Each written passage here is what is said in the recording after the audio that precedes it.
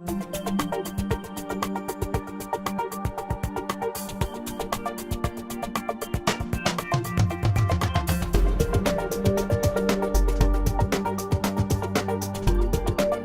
wanted to talk a little bit about weaving urbanity with civic ritual, which was the title here, and this idea of communitas and the soul of art, and push back a little bit on the position we've looked at earlier, and we've done it so effectively already, that it's much more than just the economic impact, and we know that. But I want to enlarge that discussion somewhat and put out some of the maybe counterintuitive things that we think about in designing WaterFire that might be helpful for your events and how you think about the projects you do. But I first wanted to go back to this idea that the truest value of creative placemaking lies entirely in its externalities. Its public good, its social impact, its poetry, its emotional connections to people, this weaving of social capital, its soul, if I may use that term, and I know Robert Lever is here, and James Hillman speaks to that, Kip Bergstrom speaks to that. That's not an inappropriate word for what happens with art. And it's quite perverse when we as artists or creative placemakers submit to the notion that our value is primarily measured through economic impact, though this economic impact is quite real. Over the 19 years of WaterFire, WaterFire's economic impact has been close to $1 billion, mostly from people coming in from out of state to be here. But that's not the critically important part of what we do. I mentioned earlier that our motivation was this negative self-image which we encountered in Rhode Island, which we considered critically important to addressing. You can't do anything with a community until first you convince the community that they are a community, that they have a future, that their voice matters, and that there's a reason to come together to make changes. So it's really the first step to doing any sort of transformational impact on a community, whether it's people investing in schools or people investing in safe housing or just trying to control corruption as perceived in governance. Unless people feel they have ownership and they have voice and they have engagement, you have no traction. So that's really that first important step we had there. And I talked about people coming up to us and saying, I can't believe I'm in Providence. We had another visitor come up to one of my board members and say, it's like Venice. This is at WaterFire. It's like Venice, only better. I have no idea what he meant, but that's what he told us. Quality of life and livability, although seen as a soft target, is quite important, and much more so than economists and politicians realize. Charles Landry did a meta-analysis, the author of City Making and the Art of City Making.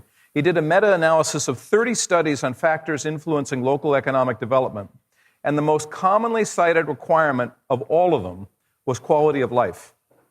However, despite its ubiquity in their reporting back, when they ranked it, from 1 to whatever, they tended to rank quality of life low, although it was the most common thing they cited. And he came back and said that it's been branded as of soft importance by businesses and stakeholders and governors, but largely because of the difficulty of quantizing it. So its weighting as a critical element in surveys, Landry thinks, is artificially dampened by peer expectations of whether it should be mentioned or not. So he cautions us that quality of life is actually one of the most important functions that people think of, particularly if you think of Richard Florida's model of how creative places can bring, and what Kip Bergstrom was also talking about, of making a place where people want to come affirmatively to live. Now, there are lots of different models of creative placemaking. We've seen examples of 5 or 6 of them here. Quickly, some of them are this, what I just mentioned, the quality of life argument for a more socially mobile creative sector, the impacts of universities and their younger audiences, the public place as a recipe book, this diverse micro-community populated by numerous individual projects in the public sphere. PPS talks about having 10 independent projects going on, and we know these things work. I'm not objecting to any of these means of creative placemaking. I think they're all valid. I think they all work. And I want to set up a slightly opposite, a slightly different way to look at them. We also have art projects giving voice to the dispossessed, which is hugely effective in raising issues. It also sometimes backfires. I know there are actually people, the Philadelphia Mural Project is quite famous, but there's a fairly large backlash against it, where you now have people claiming that if there's a mural in your neighborhood, your neighborhood has just been branded as undesirable. So that it's now, I've got the exact quote here, but that it's a marker of civic decay, and investors are warned not to invest in blocks that have murals installed on them. There also was a group that went around quoting John Pawson's famous quote about, how they put it, the uncomplicated beauty of the unadorned wall, we demand this beauty back. So whatever intervention you do in public placemaking, there's other issues that come up. We also have art centers, artist living and working spaces. We know they're hugely effective. We've had some great examples here in Providence. We've seen great examples all over the country. And that's quite fascinating.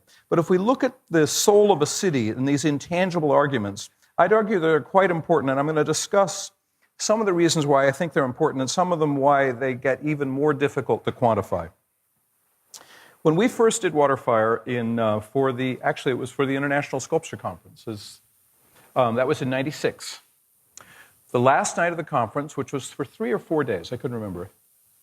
3 days. So the last night of the conference for 3 days, we came back to find at 3 in the morning we were doing cleanup, and one of the braziers was still blazing tremendously high in the river at 3 in the morning.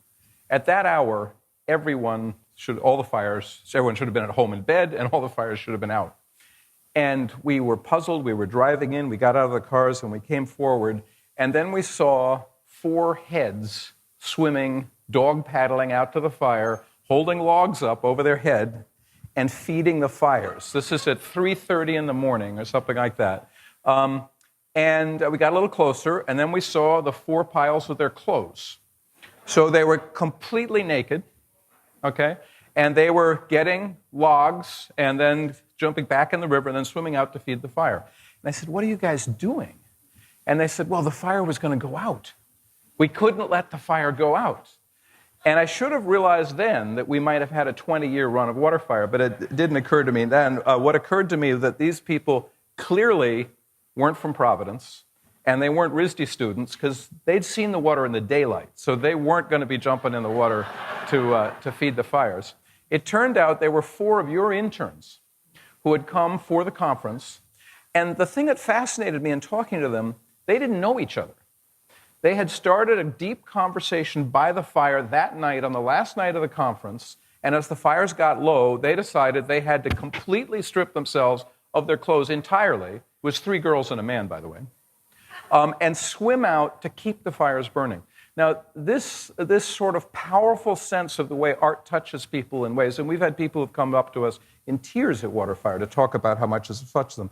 This is this other aspect of why we value art so much, and it's extremely hard to quantify, and it's very rarely the type of art that one tries to do in public space. So with WaterFire, we're trying to deal with that vocabulary and that range of emotional reactions, and it leads to surprising things like naked people running around feeding the fires. But there's a tremendous amount of unmet need for connectivity in our communities, and this is all over the world. And the success of WaterFire is testimony less to the power of the artwork than I think to the huge debt we have of things that do not connect us together. And there's a need for this we all feel. So our cities have begun to lose the cohesion at their inner core, and it's also corroded by sort of commercial manipulation. Charles Landry again saying, "It's astonishing how simple this quiet desire feels, where time is slowed down with the occasional burst of excitement. Yet economic drivers go against maintaining this simplicity. The inexorable dynamic means that retailing must pump up desire and push us to buy more, yet the mall and shopping as the metaphor for a good life cannot sustain the spirit. It is a hedonistic treadmill that drains our energy. In the end, life itself becomes a commodity. Retailing a culture of limitless choices implies that somewhere there is perfection, and it leads to a sense of emptiness and possible depression. Continuously needing makes people needy. because they are permanently being shown the next best thing that they do not possess. The retailing dynamic unhinges the anchored self as it focuses entirely on what is missing. Now, I'm taking Landry and shortening it, but that's 4 or 5 pages of him. So when we're doing WaterFire, we're trying to build a cohesive work that's socially binding people together and talking about what our common interests are. And we now face disaggregations in many. We see that commercial pressure, but we also see the social media breaking us into digital tribes. We also have a lot of contemporary art, which is, we have sort of postmodern deconstructive irony coming through art, or we're in this very mediated artificial world of social media and electronic culture, this virtual reality. So fusing creative placemaking with arts expression is often not successful because it's so hard to get these balances right. And I think people are very nervous of trying to do it. We also tend to have some individual art projects which are meant to be of personal expression, which can be rather hermeneutic and idiosyncratic, so that a lot of the public feels that they're not engaged in the dialogue and they're not welcomed by that discussion. And so it makes it a little less well-disposed to address our common societal connections. But I think we're really desperate to reclaim this human connection. Joseph Campbell wrote, "People say that what we're all seeking is a meaning for life. I don't think that's what we're really seeking. I think that what we're seeking is an experience of being alive and being connected, so that our life experiences on the purely physical plane will have resonance with our innermost feelings and reality, so that we actually feel the rapture of being alive." John Armstrong and Alex Sabotin's new book talks about functions for works of art, and they're interesting to review. He feels there are lots of them, but he identifies 7. And WaterFire actually, this book just came out, but we actually address all 7 of them. And again, I'm shortening what he wrote, but these are basically those 2 authors' words. These are what he calls the functions of a work of art. 1, remembering. We forget what matters. We can't hold on to important but slippery experience. And that dance is an example. You could not do that in words. You could not do that in music. And I'm sorry we had to be so distant. We were going to sort of surprise you when you were standing in the room. But there is a whole dialogue and interaction that happens with art modes, all of them. Poetry, music, writing, fiction, painting, that is quite strong. So with respect to remembering, art makes memorable and renewable the fruits of experience. It's a mechanism to keep precious things and our best insights alive. Hope.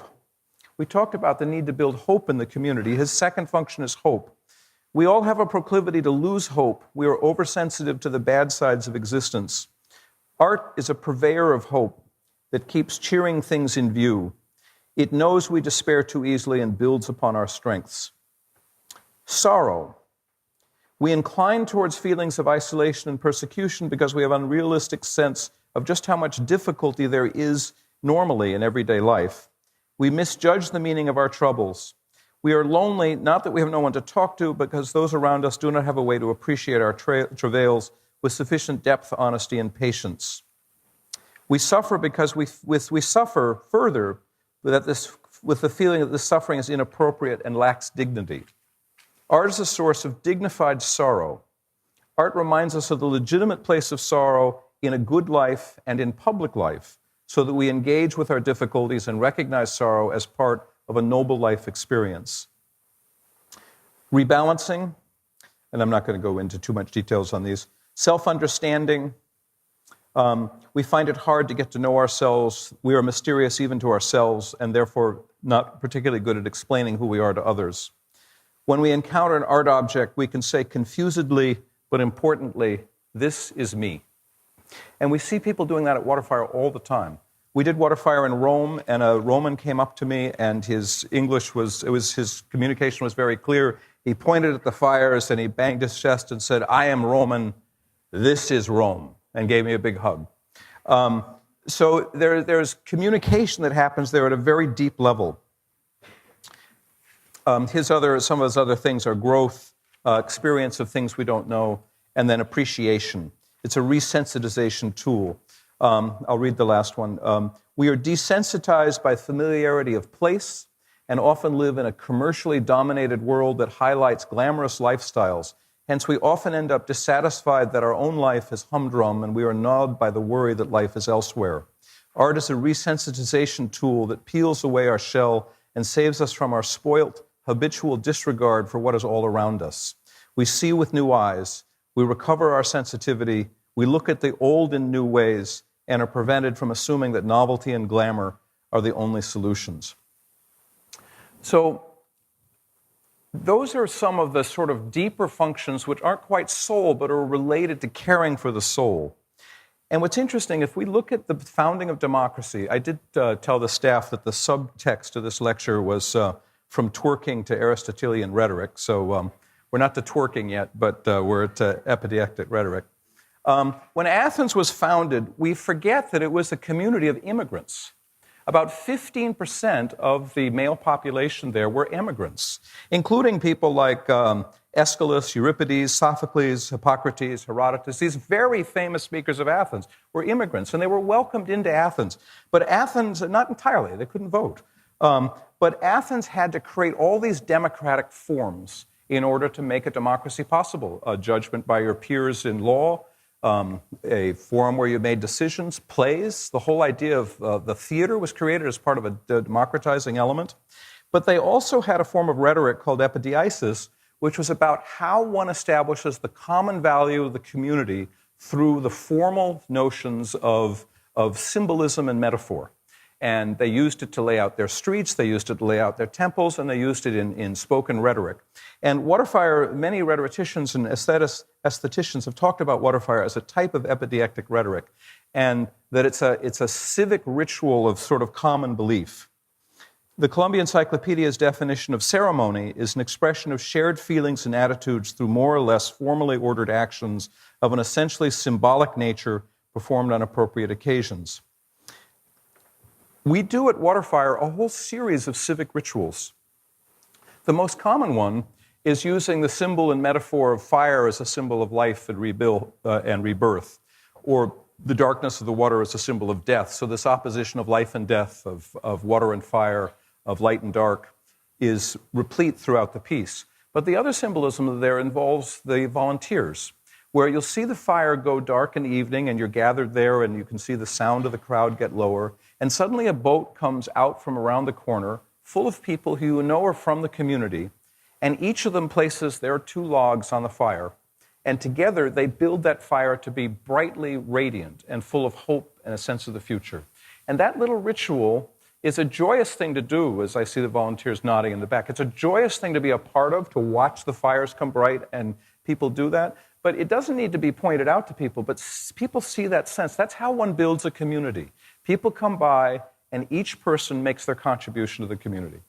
And that's a very formal civic ritual that we invite people to be a part of as part of the performance. And then that metaphoric communication is very critical. It really shapes our perceptions in many, many ways. And fire and water are both symbols of life and death. And it's fascinating that fire is a symbol of both life and death and destruction, and water is a symbol of life and loss and the unconsciousness, and the two of them are entirely mutually self-destructive. So it's a whole series of yin and yang balances. And I think when one's doing a public art piece like this, the responsibility is not to speak to your own metaphoric meanings, but it's to create a work that has resonance and sort of symbolic capacity for the entire community to find a connection of their own defining. So let me talk about just a few aspects of WaterFire that might surprise you, because they're a little bit counterintuitive, that I think some of them are obvious. We talked earlier about dealing with spectacle and scale, about engagement. We also strive very hard to engage people in every one of their senses. Taste it, smell it, feel the heat, physically be involved in doing it, walk through the space, listen to the music. We try to play music. Some of the music we've played tonight are some of the things we feature at WaterFire. We try to play music that we hope you haven't heard before, so that you're not, you have to listen to it again. Public participation, surprise and the unexpected, encouraging this sense of public ownership. It's amazing to read the letters to the editor and stuff like this, where it's very clear that the public owns the art piece. That's fascinating. We want that to have happen. It's sometimes the public disagrees with what the art piece should be among themselves, but that sense of ownership. Roger Mandel, the president of RISD, said that people sort of assumed it was produced and paid for by the city, and it isn't paid for by the city. We actually pay the city to use the park, but we do get help from the city in many, many respects. But the sense is that it's so integrated into the park landscape and the river and the overall cityscape that people just presume it's physically part of the city. The event is free. Not that it doesn't cost us a tremendous amount to do it, but we always present it for free, and we present it with a radical egalitarianism, which again was mentioned in some of the conversations. I think Kip brought it up. This sense of a living moment of democracy where every person is free to go to every one of the nice seats. Our sponsors have receptions, but they're off in the back. So we want to make the entire place an egalitarian democratic space. And it's interesting when you look at it that most arts groups use manufactured elitism as part of their fundraising. There's a special reception that only you get to go to if you're giving at a certain level, or you get to meet the curator, or you get to meet the artist. These are all very carefully, hierarchically managed levels of manufactured elitism as part of the way arts groups are forced to. I don't think the arts groups like it any more than anything else, but it's part of going back to this monarchical support for the art. It's a sense of manufacturing elitism, and we go out of our way to make a very level playing field and make it open for everyone. We also don't do it in any sort of sanctified space or performance hall. We're deliberately doing it in the public streets, on the public bridges, on a dirty river in the middle of the night, where anyone can come in and be a part of it. We don't develop an audience. We work at great lengths not to have an audience because we consider the people who are there at the event to be co-producers, co-partners, and co-stars in the event. When you occasionally, you get this moment where you just see everyone sort of in such a sort of almost cooperative dance as they pass each other on the paths and things like that. There's a sense of, Landry talks about this, but I didn't want to go into the section. There's a sense of a celebratory, unitary feeling across the city, which is extremely exciting. We really want to avoid our crowd being an audience, and it's one of the reasons why we don't use a lot of live music, because whenever you have a live performer, we have a whole series of cultural tropes which we immediately become an audience for, and we pause and we look at the performer, and so we use recorded music and live music, and again to play this balance between live and not live. But using recorded music allows us to play an extremely varied repertoire. We can play a native African dance, a song from Mongolia, a symphonic piece, a piece of Bulgarian women's choir, and we never mesh them, but we can go from high opera to the Alabama boys doing Deep River or something like that, and have this constantly changing tapestry, which without any of the technicality of moving speakers and things like that. And then we can drop a live performer in the midst of that in contrast to that. WaterFire is, of course, analogic. It's all analog. It's real. It's not virtual. It's not a representation. When the fires don't light, they don't light. It's not social media. We experimented with ArtPlace with social media quite a bit. It's got some interesting potential, but the piece is sort of resolutely not about that. It's about being where you are in real time. And we're working on how to embroider that with social media, and I've had some interesting reactions and success. I mentioned earlier that it's about a universal vision, not a particular artist's vision. It invokes synesthesia. This goes back to all these senses coming up together, so that we've occasionally will do olfactory interventions, so people will smell different incenses they might remember as a child, depending on what their religious tradition was, and you'll see people just suddenly be brought back in memory and realize that they just smelled frankincense or something like that. And we did drop one of our woods. We're down to 2 woods. We use 2 woods for fragrance, but we're no longer using the oak. Bert was talking about that. Again, because the oak has a slightly off smell. So we would rather refuel more frequently and make that performative than have that sort of darker smell that the oak produces. It's about beauty, it's about elemental. One of the things the fire marshal can't seem to understand, it's about being dangerous. Safety of the public is a paramount concern of ours, and we do lots of things to think about that, and our volunteers and staff are fantastically skilled about doing that. But this sense of the unexpected, and you'll notice in Providence there are not railings along the river, which means we have to fish people out. But we can be too coddled with things being just made too safe. We're very interested in diversity, and we define diversity very, very broadly. So that diversity is both ethnic diversity, age diversity, income diversity, aesthetic, the sophistication of their arts knowledge diversity, but it's also differently abled people, people with different mental capacities and different mental approaches to the world, people with profound handicaps. Adults and children with autism are particularly intrigued with WaterFire, and dogs are particularly interested with WaterFire. It's fascinating to watch dogs' behavior at WaterFire. Anyone who's taken a dog to WaterFire will comment on it almost right away. We've had one dog fight that I remember in 20 years. So part of that diversity is a very deliberative program of ongoing sort of outreach partnerships to many, many people, not just the Hispanic community or language communities or things like that, but even things like a program we're doing next year about hepatitis C, or programs on health department initiatives, or political projects about democracy and people understanding voting registration, or historic pieces about the history of slavery in Rhode Island and which houses were owned by whom who were slave traders.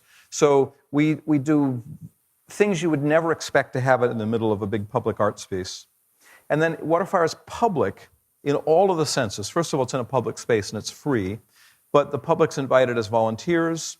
We consider the public to be actors, but the main point is we consider the public to be the canvas on which we're creating the artwork itself.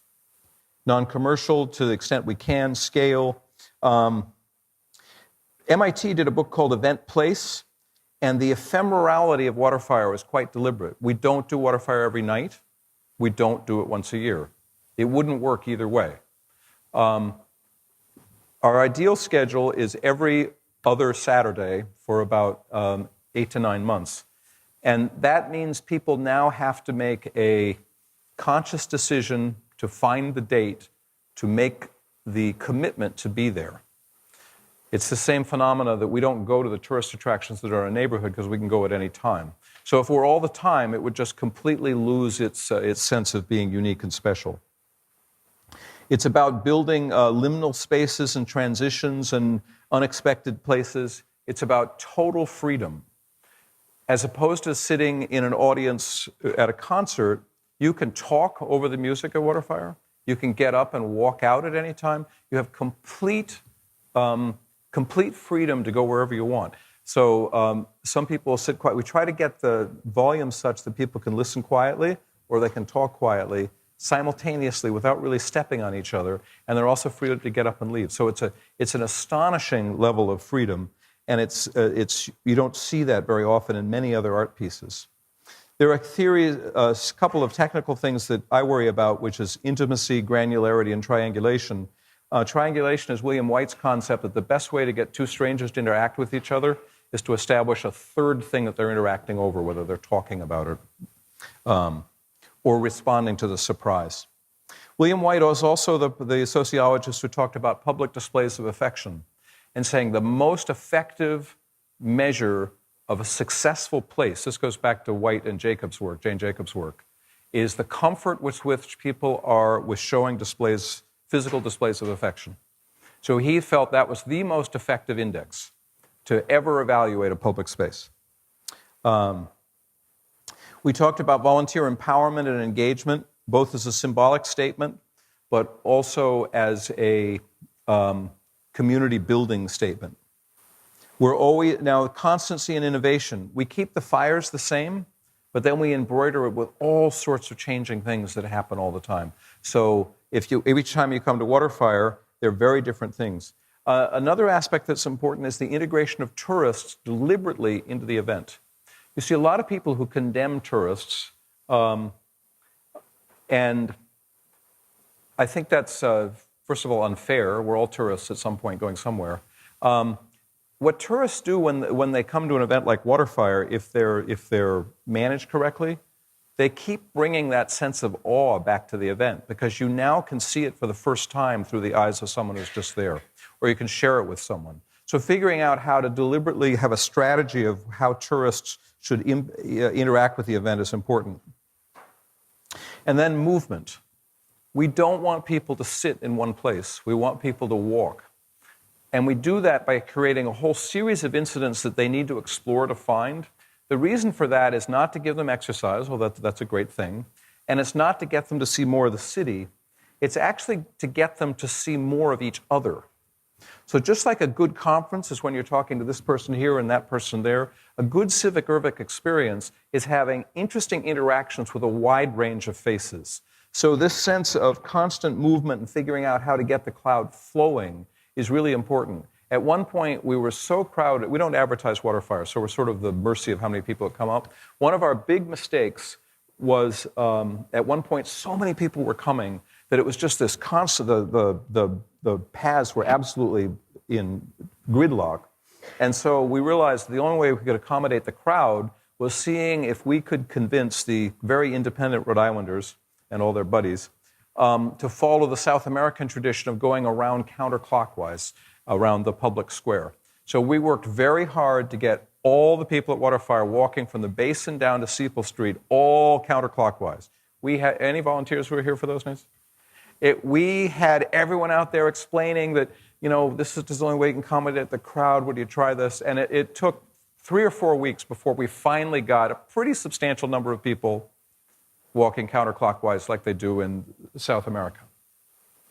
It was a disaster. Not that everyone hated it. They hated it. We knew they were going to hate that. But so once you had the experience, now you're looking at the back of the head of the same guy and the same girl all the way around the basin. So all those little dances we do in the public square, oh, excuse me, would you go first? And looking at faces and looking at smiles and interacting, those are all gone. It was, we spent 3 or 4 weeks to try to figure out how we could accommodate the crowd, and then realized we'd completely destroyed the soul of the piece. That it was that negotiation with oncoming traffic to a reasonable extent. If it gets to gridlock, obviously it doesn't work. So I told the staff I was going to talk about twerking.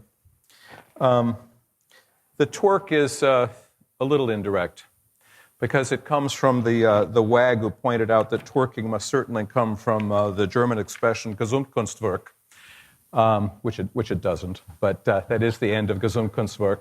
And this is Wagner's expression, which is something we look at very closely about WaterFire. Gesundkunstwerk is this, he had 2 meanings for it, but is that the whole event should be a coordinated overall aesthetic experience, so that you were synthesizing all of these elements into an all-embracing, self-reinforcing form. So no matter where you were entered into the piece, it still had a resonance with the other parts you saw of it. And then the other part, the way Wagner used the term, was to talk about the abstraction and distillation of a particular and personal element into what could become a profound expression of the universal. And then finally, it's very important when I designed the piece to try to come up with what could, and we didn't know it would, but it actually has now, become an iconic emblem of the city and convert Providence from a place people avoided into a destination city. And Charles Landry talks about the criticality of iconic emblems. This is Charles. The challenge of creative urban initiatives is to embed narrative qualities and deeper principled understandings within projects which also have iconic power. Places of desire need iconic projects. The aim of icons is to grab attention and profile. At their best, icons exude a deep register of feelings and emotions that can sustain or enrich a city. Icons are projects that are powerfully self-explanatory, jolt the imagination, surprise, challenge, and raise expectations. In time, they become instantly recognizable and emblematic. And I think WaterFire is a good example of something that's become iconic. People, even if they haven't seen it, they have a sense of what it is. And the critical step, just as a lesson that Landry goes on to, is each city to become a creative placemaking type city has to convert to becoming what he calls a yes city, as opposed to a maybe city or a no city. And he feels this all has to do entirely with how a city manages, and nonprofit organizations manage risk management. Because he feels that risk management is the usual excuse for discouraging imaginative leaps and are usually excuses to avoid finding new solutions. And so he feels the critical thing for any city to do is to become a yes city that's open to potential and possibility and willing to have artists experiment with what might happen and also to fail in that.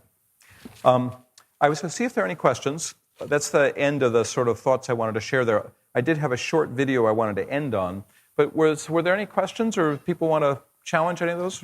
Jack, do you have a mic? About alcohol consumption, but I was wondering about the folks swimming after the ISC count of that. I was there, by the way. You were the swimmer? You were one of the swimmers, Jack?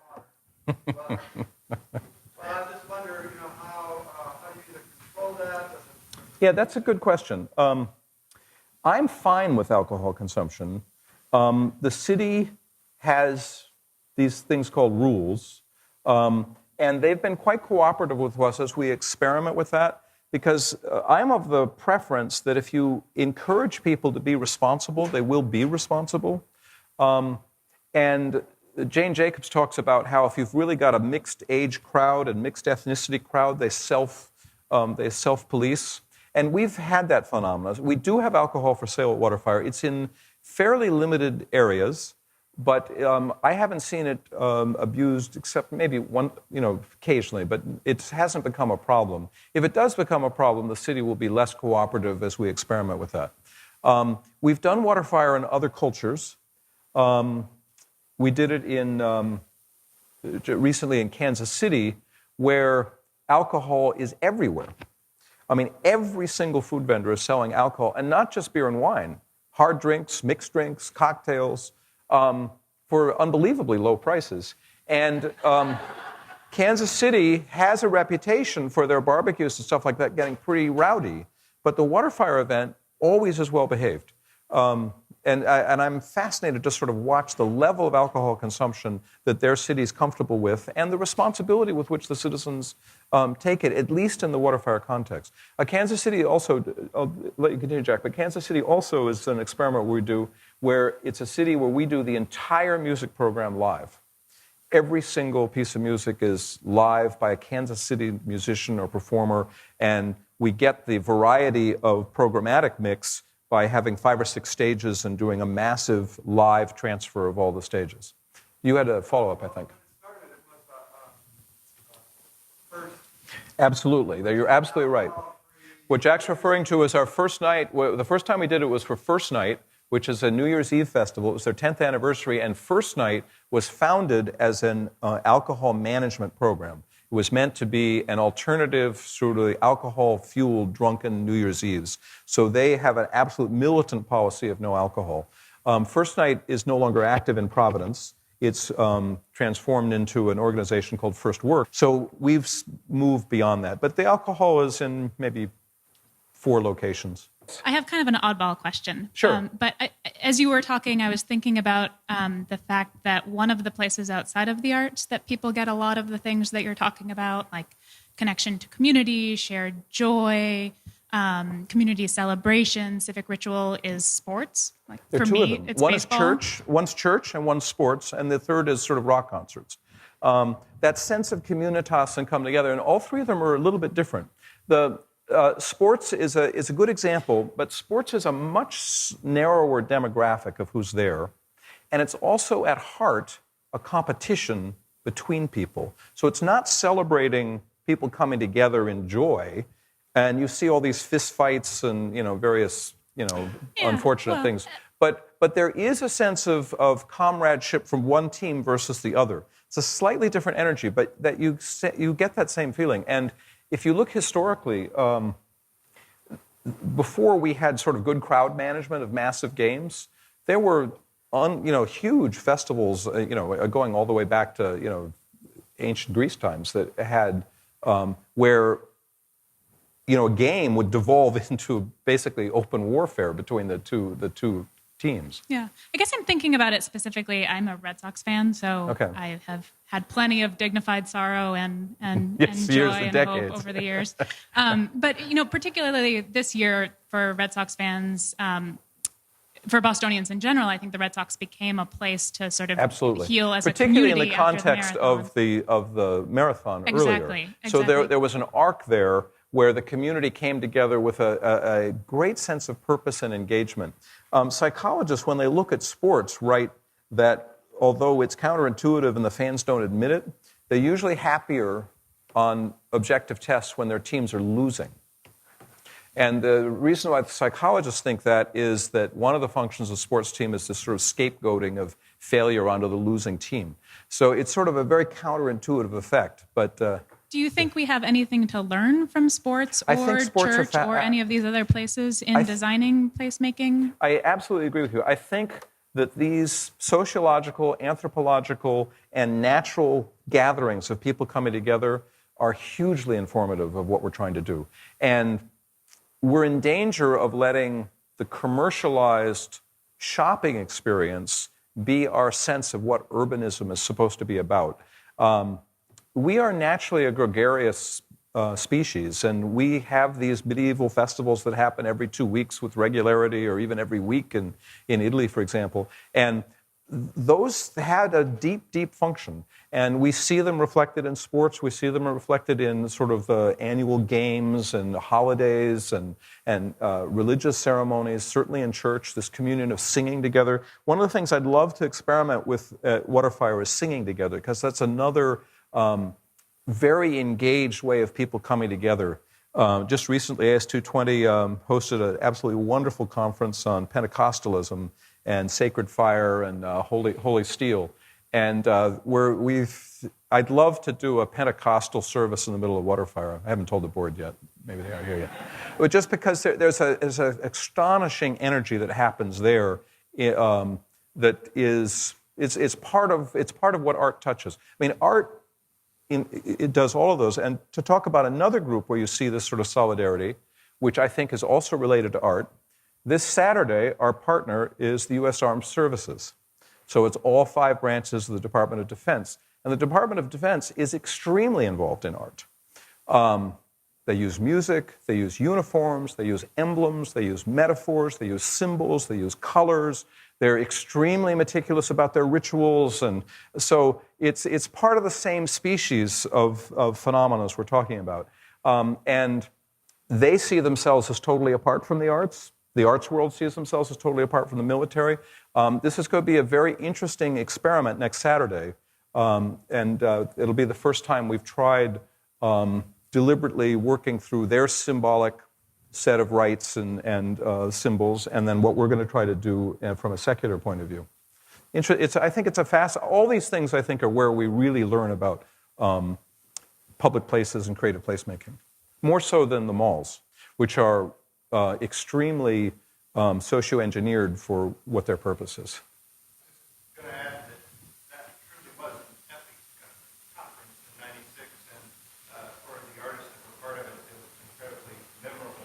And I think it was very important that the international publisher came to Providence, and that so many of the artists had that chance to really see what you're doing here.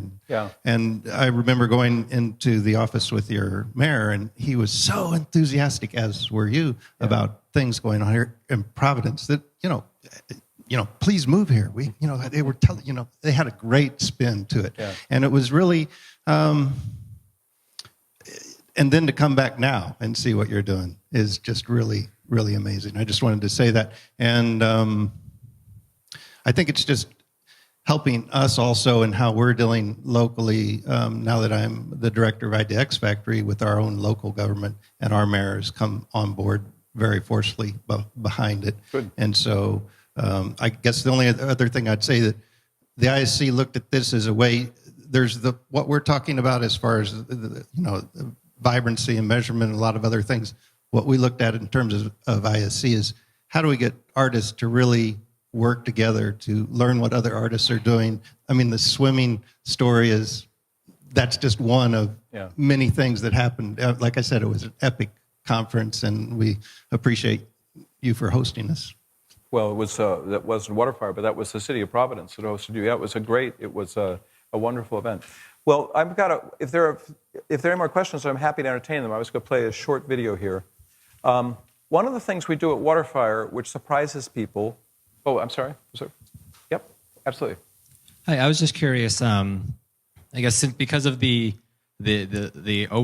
burden of maintenance, there are so many of the placemaking projects that we've seen today have been temporary, and temporary is certainly the way to go. And that's another way that WaterFire is so unique, that it's lasted so long. And I was curious if you could talk about what time has afforded this project. That's a great question. We did start as a temporary piece, and I think that's one of the best first reactions for a place planner when they run into opposition and say, well, let's try it. If it doesn't work, we'll take it away. And many of the things we've tried one time, and sometimes they're popular and we weave them into it. WaterFire did have the advantage or the blissfulness of sort of growing slowly as we tried it and people said, gee, we could do this. Our initial growth was so many people were coming, we were trying to accommodate them. And we still now have many people coming. At some point, though, maintenance cycles start to kick in. And, boats need to be replaced and anchors need to be replaced and things like that. So we've had to go through that cycling, and we just invested in a whole series of rebuilds of things like that. So when we had a strategic plan at board level that was first done about 5 or 6 years ago, and the consultant made a series of questions, and their question was they wanted to go ask the public, should WaterFire last forever? And I said, nothing lasts forever. You're going to be laughed off the planet. You can't go over and ask, should WaterFire last forever? I said, let's just ask, how long should WaterFire last? Just leave it totally open-ended. And there was 100 or so people they asked. I can't remember the exact number. Every response except 2 used the word forever. So they wrote out forever. And the other 2 said, as long as you can keep funding it, and the last one was as long as people keep coming. So we took that as an indication that there was desire for this. But the next question was, if we're going to do it on an ongoing basis, how should it be funded? And there, everyone was kind of doing this. None of them said, I'll contribute, but they all had suggestions for someone else who ought to contribute. And that's a challenge for us as an ongoing piece, because as my first board chair used to say, the economic model was clearly designed by an artist, because we do a very complicated event for free with no income, and it's a gift economy on steroids. So you sort of have to figure out. So what we've been struggling with, and in fact, ArtPlace, this is one of the issues we explored in a number of ways with ArtPlace. And we've got lots of support and lots of donors, and we've got wonderful, continued support from the state and the city and the PTC with services and things like that. And we're investing in a building. But we had hoped to try to get to the tipping point on some sort of encounter or experience or transaction, if you want to use call it what it is, so that people would want to do some sort of affirmative action, such as light a candle or something like that, in exchange for a small donation, so that you could at least get neutral funded. And each thing we've tried has been popular, but none of them have been popular to the extent that they could sustain the insurance costs and the maintenance costs. But that's an ongoing experiment, and we've tried it in different places, so it's a very real question. We're planning larger projects, and we've got a lot of great ideas, and many of the ideas are ways to build engagement in different audiences. Thank you. So just build on the back of that question. Sure. Have you found that charging people changes the intrinsic nature of what you're doing? I mean, what in the experiments that you've done? I think that's a very good question. We haven't tried it, not out of philosophical objection, although I think it would change it. I'd prefer not to. We haven't tried it because the physical layout of our site is so complicated that it would be exceptionally difficult to figure out how you would manage such a thing. If you put a perimeter all the way around it and say you got to pay to go in, what do you do with people whose apartments are inside that perimeter, or people who have reservations at restaurants inside that perimeter? I mean, it would be extremely difficult to do, and also it would fly so in the face of what our intended, spiritual purpose is, which to have everyone come together in peace and harmony and celebration of our common aspirations and our goals. I think it would do some violence to it. We have looked at some projects where people had wanted to do it either privately or charge admission, but none of them have come to the point where we could test that. And your elected officials are not interested in investing in that, the connection, the celebration? Elected officials have been extremely supportive, and we have had some support from them. We still spend an awful lot of our time figuring out how to cover the expenses. And we've got a very hard-working staff that works on that and does that with great success. What we'd love to do is solve that problem so that we could truly open up one of our greatest assets, which is a huge audience, of maybe 100,000 people on a single night, who are really eager to explore art they haven't seen before. They're remarkably open to experimenting with things. So we'd love to have a partnership where we could, and we do work with lots of people, with contemporary composers or ballet dancers or the public caresser who was here today, where we try he wanted actually to have some interaction with you, but he had an appointment that he couldn't break. So that was an example of an experiment where we just put a sign up, this is his idea, where it just says public caresser. Not the public caresser, but public caressers all over the place, like CPAs or something. And just see how people would interact with it. And we messed with the experiment a little bit by having a film camera watching it, which I think made people more nervous. It's astonishing to watch the range of reactions that people do when they encounter that sign. And how many people come forward, and the gender mix. What would you guess was the gender mix? Slightly more male.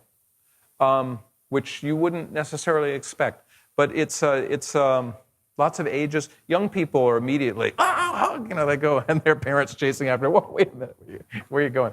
But it was a very interesting, so we enjoy trying these interventions to see what people's reaction will be. We didn't get any complaints, which we might have. Well, one area that we go, I think we all need to go get dinner, and we just have sort of a casual dine around, and can make some recommendations. And one of the areas that we have experimented with at WaterFire, which is going across a line of taboo, is we have funerals at WaterFire. And I'm going to show you a tape of one of them. And they're put in the middle of a formal WaterFire, with the grieving family there, mixed with the crowd, and presented really with no explanation other than for the sensitivity of people figuring out what's transpiring or not. And we have a tape here which we made as a thank you for the Foreman family.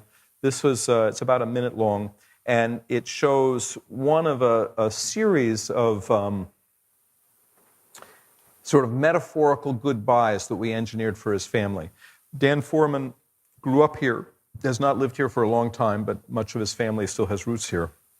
He was in New Orleans teaching outdoor experience through canoeing into the bayou with inner city kids for a long time, where he brought children who had never been off, as you know, New Orleans is isolated by water, who had never really been out into the bayou through canoes. And he died very unexpectedly, I think at 48, of a heart attack. And we did a piece for him, which is quite appropriate here because we use a canoe, but we actually have used the trope of the riderless horse in the funerals we've done at WaterFire, using a canoe for some time.